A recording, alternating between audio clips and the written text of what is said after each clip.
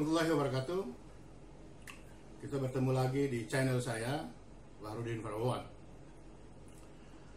Pada kesempatan ini kita akan membahas tentang isu aktual berkaitan dengan dinamika kebangsaan.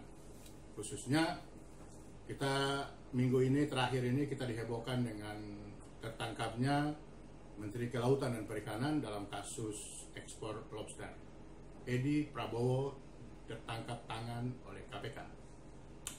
Sahabat Maritim Senusantara, namun pada saat ini kita tidak mengulas itu, tapi kita lebih mengulas tentang terbentuknya Kementerian Kelautan dan Perikanan.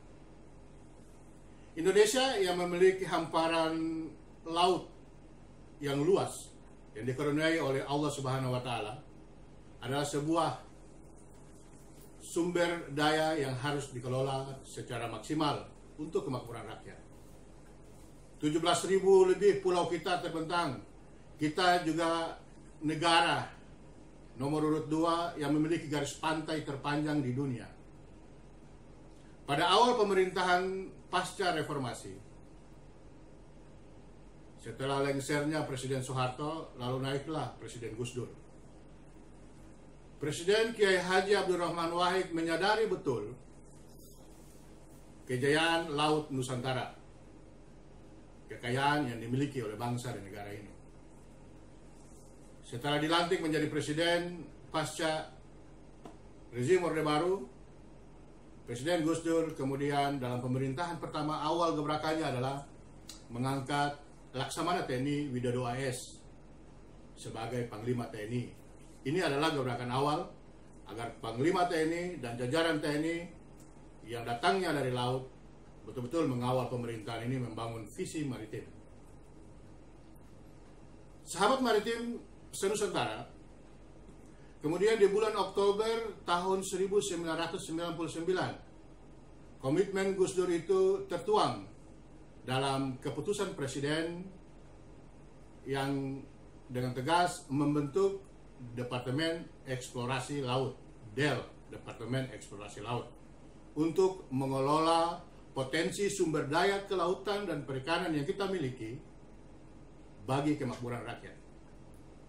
Sebulan kemudian, di bulan November tahun 1999, Presiden Gus Dur kemudian mengeluarkan keputusan Presiden yang berikutnya tentang fungsi dan peranan daripada Departemen Eksplorasi Laut. Ini adalah cita-cita luhur untuk mengembalikan kejayaan laut maritim Nusantara di era pemerintahan Gus Dur, yang mengembalikan itu dengan fondasi merubah sistem pembangunan kita yang selama Orde Baru yang berorientasi pembangunan di darat, agraris, pertanian, transmigrasi dan seterusnya, dirubah oleh Gus Dur dengan menatap wajah Indonesia sebagai harapan pembangunan dan kemakmuran rakyat. Sahabat Maritim Senusantara, setelah bulan November itu terbentuknya, di bulan Oktober terbentuknya Departemen Eksplorasi Laut. Gus Dur menunjuk Bapak Sarwono Kusumaatmadja sebagai menteri. Bulan Desember tahun 1999, Departemen Eksplorasi Laut dirubah oleh Gus Dur menjadi Departemen Eksplorasi Laut dan Perikanan dengan keputusan Presiden nomor 147. Ini adalah untuk mencakup luas dari pembangunan kelautan dan perikanan pada saat itu. Sahabat Maritim Senusantara, setelah itu memasuki tahun 2000, setelah dilaksanakannya sidang istimewa MPR, kemudian Presiden Gus Dur mengeluarkan kembali keputusan Presiden nomor 165 tentang pembentukan Departemen Kelautan dan Perikanan, yang hingga kini kita kenal dengan nama Kementerian Kelautan dan Perikanan. Bukan saja kebijakan Gus Dur hingga melahirkan Kementerian Kelautan dan Perikanan, tetapi ada sejumlah kebijakan kemaritiman lainnya yang dilahirkan oleh Presiden Gus Dur di periode awal pemerintahan beliau, yaitu dengan mengeluarkan keputusan Presiden nomor 178 tentang pemberlakuan Konvensi Hukum Laut PBB atau yang kita kenal dengan nama UNCLOS 1982 yang diberlakukan di Indonesia. Selain itu juga Gus Dur membentuk Dewan Maritim Indonesia. Melalui keputusan Presiden nomor 161, Gus Dur membentuk Dewan Maritim Indonesia yang terdiri dari para pakar dan ahli untuk membahas isu dan kebijakan kemaritiman.